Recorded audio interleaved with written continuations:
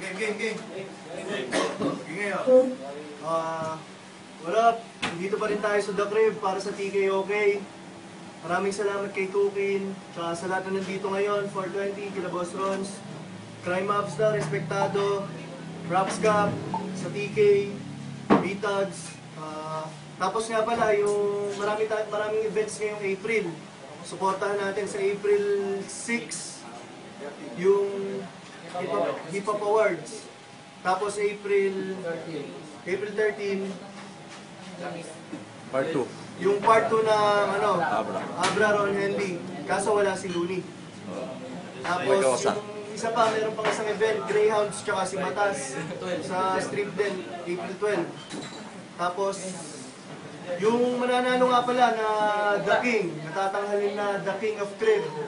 Ito yung naghihintay sa inyo.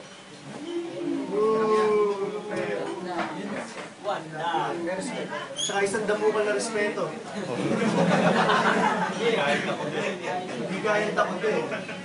Tsaka syempre kakatakutan din kayo ng ibang enemies kasi kayo So wala na sabi-sabi.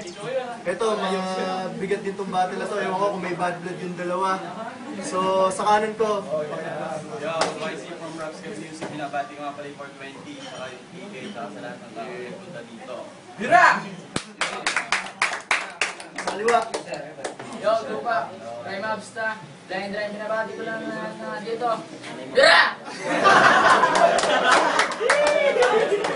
O magingay o. Magingay o. So guys.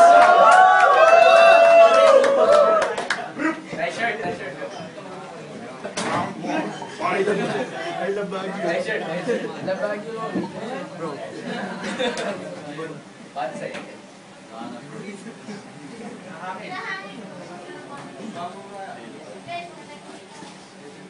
Iba na lang. So, fourth battle natin para sa The King of Crib. First round unang banat kay Tupac. YC, sa totoo lang, ayaw ko yung laban natin na to.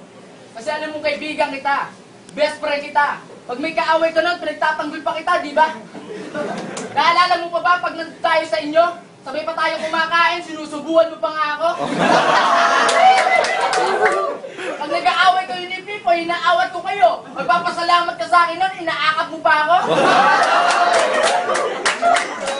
Nakilala mo lang si Charisma, di mo na ako pinapansin. Nakatagpo ka lang ng mukhang Koreanong unggo, pinagpalit mo na ako, agad men. Pero, sa dami natin battle pare, puro talo ka. Ayaw na nga sana kitang patulan, pero nung nalaman mo may premyo dito, pag nanalo, nagpupumilit ka pa. Sa totoo lang pare, ayaw na kitang labanan, hindi porkit dahil kaibigan kita. Kaya ayaw na kitang labanan, nakukonsensya na ako kasi awang-awa na ako sa'yo sa tuwing inaanipusta kita. Kaya bago ka dapat humarap sa laban na to, dala mo lagi ang bayag mo na parang si Kiram na handang makipagpatayan, maipagtanggol ang pinaglalaban. Hindi yung kumukuha ka ng lakas ng loob sa mga taga-suporta mo. Para kasi ill-fated na hinakot lahat ng kaklase para may bumalakpak sa kanya at mablako ako. Kaya ill-fated, alam kung mapapanood mo yung laban na to, putang ina ka. Huwag ka magkakamali ulit, nahamunin ako dahil dudurugin na kita.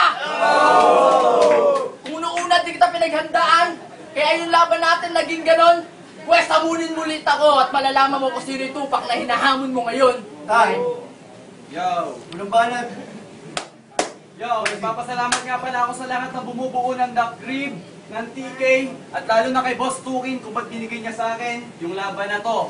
Huwag ka nang magtaka kung ba't hinamon kita, pero sige, sabihin na natin na mayabang ako. Pero kahit hindi ko naman sabihin sa'yo, alam naman ng mga tao na pagdating sa rhymes ay mayaman ako. At sigagawin na rin yung pangalan niyang Tupac, Tupac ng Pinas.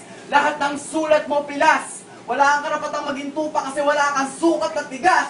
Ako'y may purong utak na namulat na likas. Nahinto yung paglaki ni Gago sa kabubuhat ng bigas. At huwag kang masyadong atat, wait ka lang. Kasi hindi ka naman sikat, willing heavyweight ka lang. At pagdating sa music, pamatay mo sa love song, mahal kita. Kaming mga raps ka, pinangan na kami na manulupit samantalang kayo, maarte ka. At sa game na to pare, kailangan hindi ka na uubra kasi sa game na to ako'y musikero.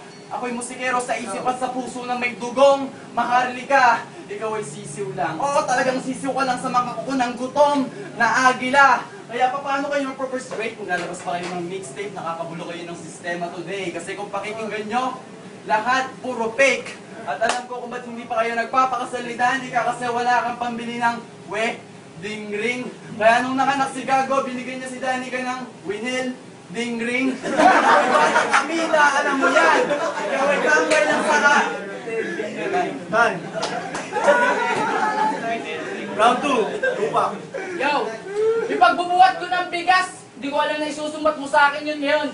Di naman ako magiging ganito kung di ka nagpapatulong sa akin nun. Alam mo ba, tol? Kaya hindi pa nagpapakasal si Tupac. Kasi marami pa akong babaeng masisibak. Pagdating sa pagra-rap, believe ako sa'yo. Pero pag sa babae, martir ka. Yung ito, iniwanan na nga siya at niloko ng dating niyang asawa, pinanatatupo niya. Gano'ng kakatanga. Di ba pinayuhan pa kita? Sabi ko sa'yo, pare, marami pagbadyang babae, hindi lang siya nag-iisa, umuo ka naman. Tapos umakyat siya sa kwarto nila, nagulat ako kung ba't may bulak sa ilong, sabi, magpapakamatay na siya. Tawa ako ng tawa. Pare, magpapakamatay ka, bulak sa ilong ang ginagawa mo. Sabi mo ba, para hindi ako makahinga.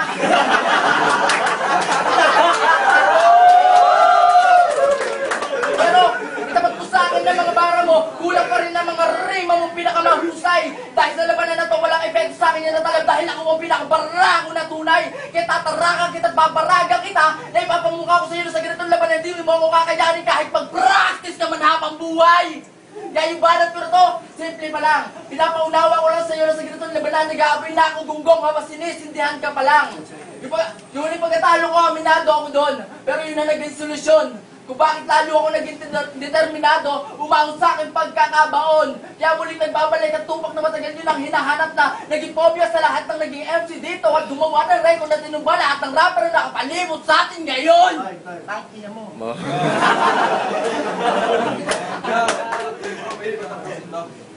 Yo, magaling ka na lang, rapper ka na. Putang ina mo, madaming ka! Dami-dami mo sinasabi, tangina mo, sinungaling ka. At kung magbabanggit ka ng about sa amin ni Mara, Chong, luman-luman na yan, recycle binabalitang paulit-ulit, tinatawanan ko na lang. At pwede ka magpakamanhead, pwede mo yung sampalin yung sarili mo kung hindi mo feel. Kasi magpapakilala ko, ako nga pala si John Axel Di Mateo, you know the drill.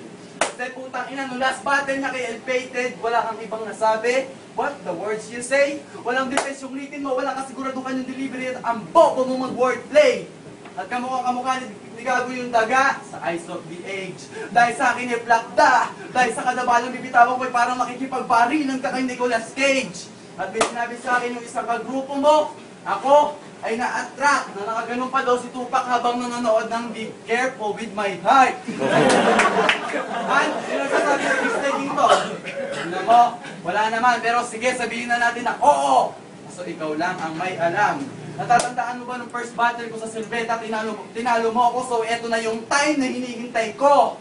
Rematch, dahil isa ka lang malaking pusi sa industry.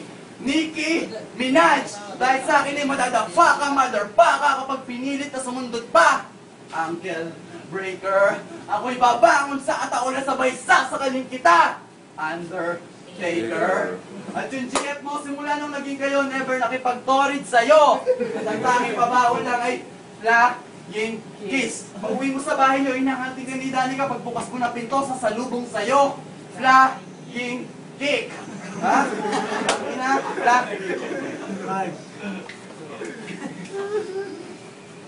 Round 3. Tupak. Be careful of my heart. Oo, pare, favorite ko yun. Alam mo kung bakit? Naalala ko kasi nung sweet ka sa akin noon.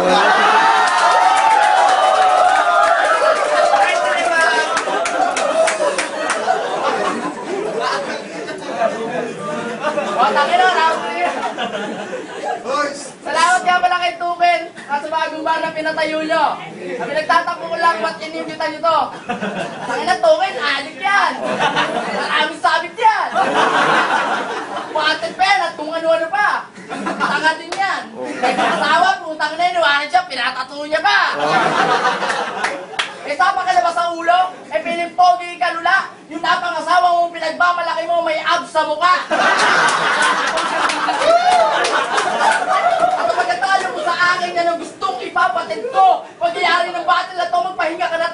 dahil susunod ko na yung kapatid mo! At yung laban namin ni Ill-Fated talagang hindi ito pinaghandaan. Bakit ka mo? Kasi gusto kong makita kung paano bumumuga ang mga bagito.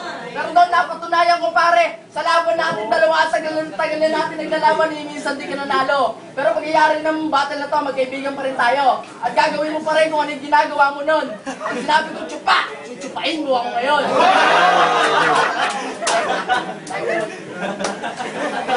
Ibanan! YC! Yo, ano ba yung nakakatawa? Putang ina, walang lalim. Putang ina, puro nakakatawa. Yo, ang mahal is MC from the new generation. Talaga classic pa sa classic ang sari. Di kong invention. Ako'y galit sa mga katulad yung plastic at merong maling intention.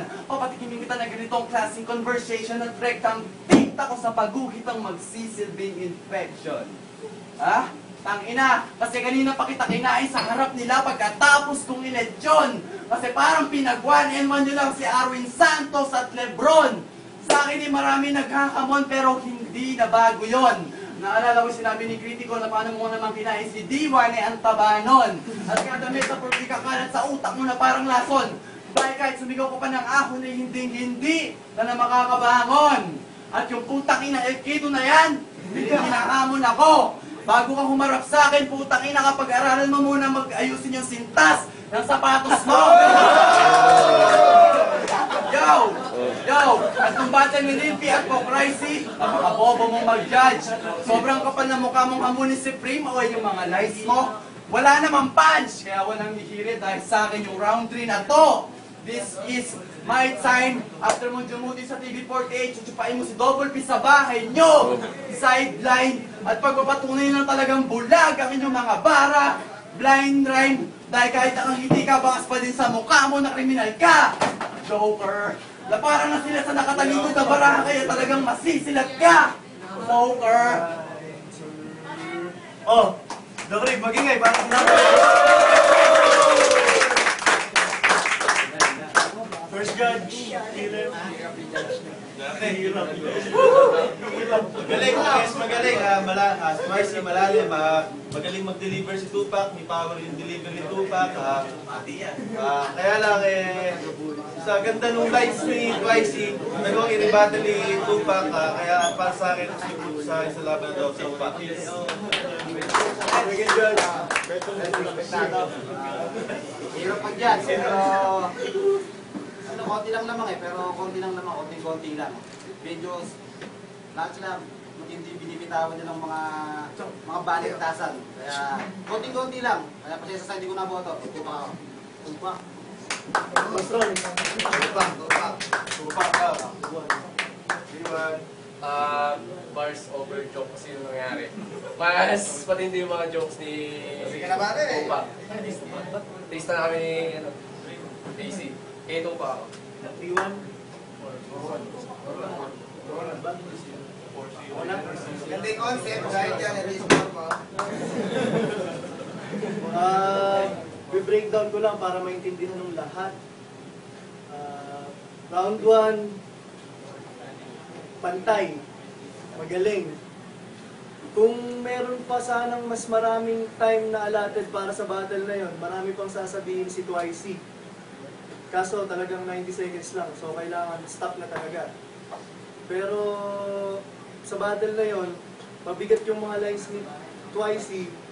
Tapos yung mga jokes naman ni Tupac, biro pero may personal ganun May sakit Kaya para sa akin, may kurot.